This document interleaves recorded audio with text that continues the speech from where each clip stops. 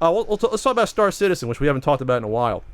So Star Citizen had its huge Kickstarter, 2012? Did millions and millions and millions and millions and millions and millions. We're talking overall, tens of millions of dollars into development, because people afterwards, after the original Kickstarter campaign, could still, buy into the game and get ships to explore the various modules. So if you need familiarity with what Star Citizen is, picture Privateer.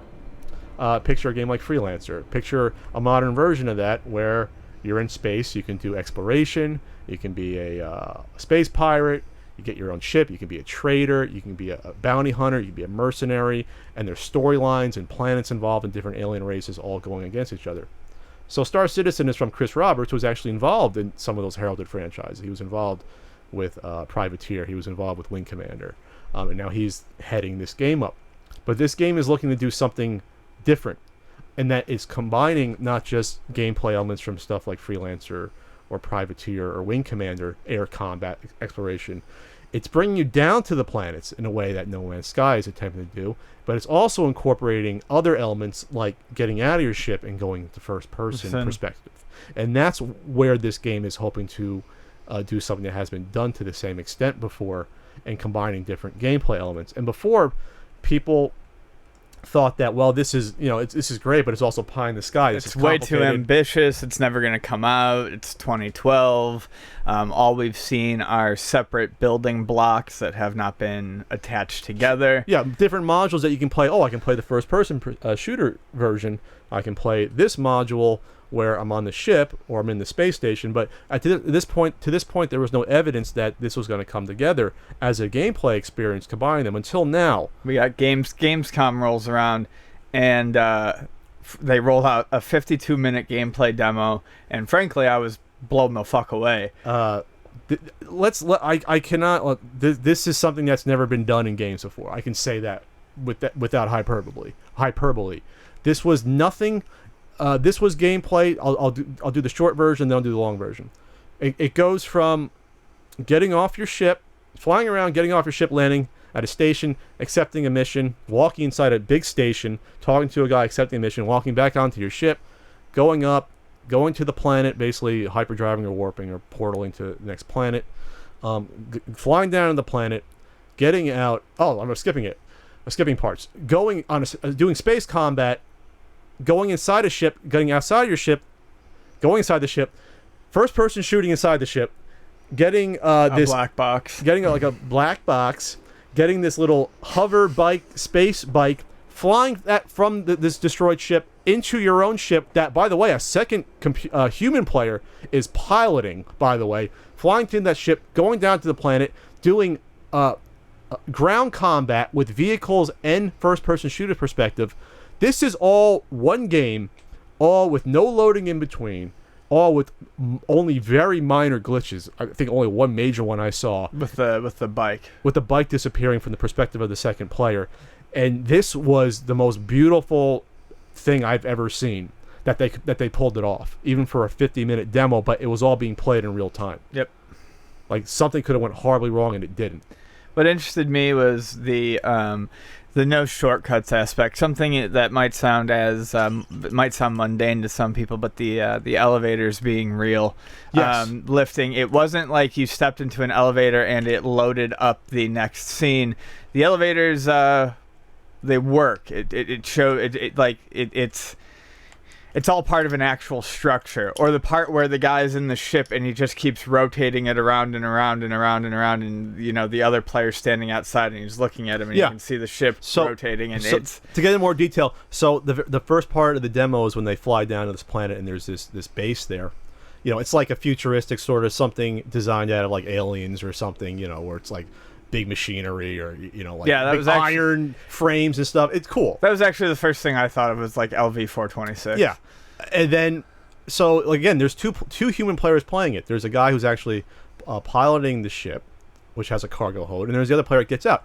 So the player flying the ship was able to follow and track on the outside the player inside the building walking around, so much so that he went to the window and actually waved at them, and you saw the two different perspectives of the guy in the cockpit looking at the guy waving at him, which, again, like Ian said, no cheating, no shortcuts. This is all one world inside the game that's fully interactive.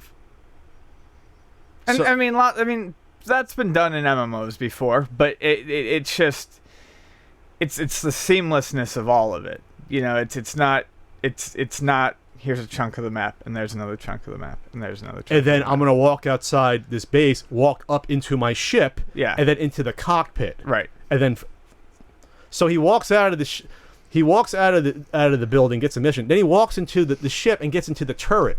So now he's in the turret mode on the back of the ship while his friend's flying around. But at any time he could have just walked into the cockpit. Like, that's incredible to me. These are 2 or 3 different games somehow combined into one. Right. That's what's impressive about it. Sure. Then again, they go down.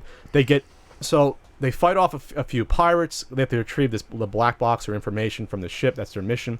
So the second player, the one guy still piloting, the second player gets out into a spacesuit and then goes, and he's in zero gravity fighting in first-person shooter perspective inside the ship. You know, and as a game, if it's just one game, you're like, who the hell cares, basically? Because hell, the new Call of Duty is going to do that same thing. Mm-hmm. But I sure as hell doubt Call of Duty is not going to have all these things connected. They'll have all like scripted elements to put you. Oh, here's a scripted cutscene. We're flying up, and now you get out of the ship. Now you do the first-person perspective shot. Again, this is what's so impressive about this.